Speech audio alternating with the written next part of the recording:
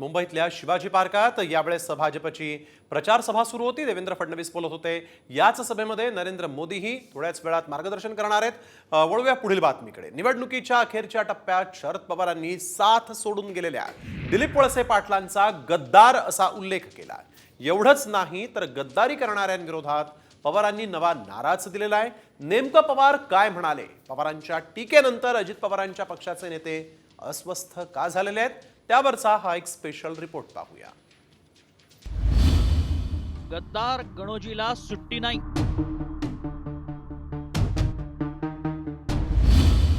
पवारांचा नारा गद्दारांना पाडा।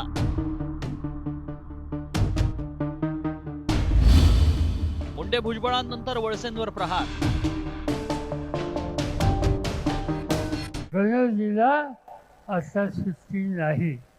ज्यांनी गद्दारी केली त्यांना आता सुट्टी नाही। ऐकलं? शरद पवारांनी आंबेगावमध्ये पहिल्यांदाच गद्दार शब्दाचा उल्लेख केलाय आणि तो सुद्धा पवारांचे मानसपुत्र अशी ओळख असलेल्या दिलीप वळसे पाटलांच्या विरोधात। राष्ट्रवादीच्या फुटीनंतर अत्यंत विश्वासू अशी ओळख असलेल्या दिलीप वळसे पाटलांनी पवारांची साथ सोडली। त्यामुळे दुखावलेल्या पवारांनी आता थेट दिलीप वळसे पाटलांचा उल्लेख गणोजी शिर्के असा केला। गद्दारी करणाऱ्यांना 100% पराभूत करण्याचं आवाहन पवारांनी केलंय। तर पवारांच्या टीकेला प्रचाराच्या सांगता सभेतून उत्तर देणार असल्याचं वळसे पाटलांनी म्हटलंय। विधानसभेच्या निवडणुकीमध्ये माझा एकच शब्द तुम्हाला आहे की या निवडणुकीमध्ये वळसे पाटलांना 100% पराभूत करा। बऱ्याच गोष्टी बोलल्या गेल्या, पण आज मी काही त्याच्याबद्दल बोलत नाही। आपली ज्या वेळेला 18 तारखेला समारोपाची सभा होईल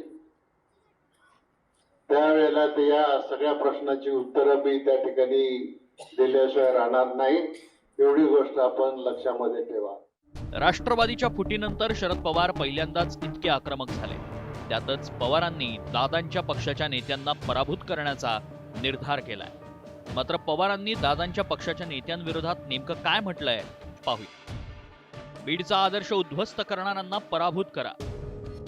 येवल्यात ज्यांनी नेतृत्वाला फसवलं त्यांचा पराभव करा। आंबेगाव गद्दारी करणाऱ्या गणोजीला सुट्टी नाही। खेड आळंदी 3 टर्म आम्ही इथल्या नेतृत्वाला संधी दिली, आता ती चूक करू नका। निवडणूक प्रचाराच्या अंतिम टप्प्यात शरद पवारांनी आक्रमक होत अजित पवारांच्या पक्षाच्या नेत्यांची कोंडी केली आहे। त्यामुळे दादांच्या पक्षाचे नेते अस्वस्थ झालेत। मात्र पवारांचे हल्ले परतवून दादांच्या पक्षाचे नेते बालेकिल्ले राखणार की पवार गड भेदणार याकडे लक्ष लागलंय। ब्युरो रिपोर्ट, साम टीव्ही।